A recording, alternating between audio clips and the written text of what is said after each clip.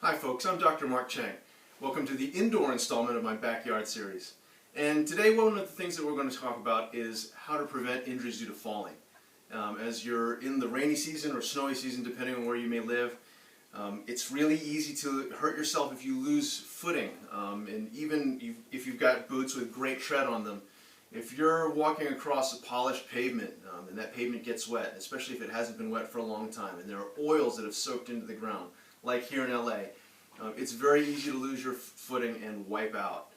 If you don't know how to adjust your body relative to the ground when you lose your footing, in other words, you don't know how to change your position carefully and very precisely as you lose your footing and fall, you'll get hurt. Injuries due to falls account for probably the majority of major injuries that require hospitalization, especially for seniors.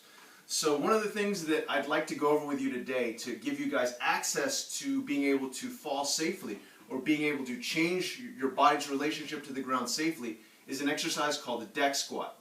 Now the first basic part of the deck squat that I want to go over with you guys today is simply this. There are a whole lot of progressions. This may not seem like much. Bear with me, stick with me, and tune in for the rest of the exercises.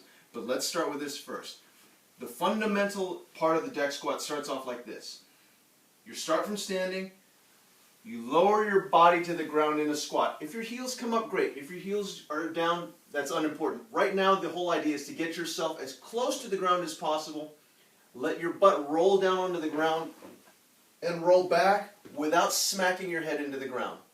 Now notice that at no point when I lowered myself down and rolled back, did I straighten my back, did you hear a thud, or did you hear the wind get knocked out of me? No to all of those. Okay, so again, we're trying to be able to lower our bodies to the ground slowly, carefully, and with control. So again, start from standing, ball your body up, come down, keep that ball, roll back, and then come back up.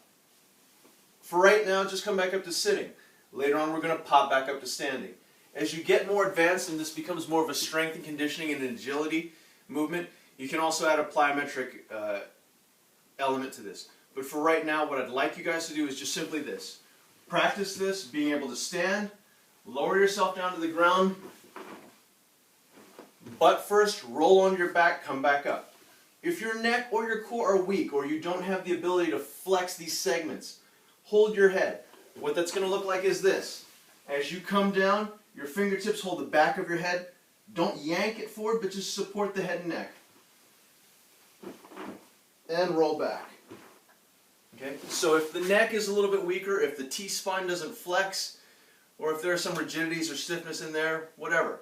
If there's a weak neck or a tired neck, give it a little bit of support with the fingers on the back of the head. Okay?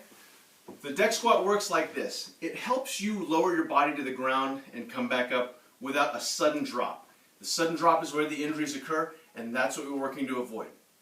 If you like this intro to the deck squat, please tune in to the follow-ups that are going to be posted in coming weeks. Thank you very much, and for more information, please visit me at drmarkcheng.com.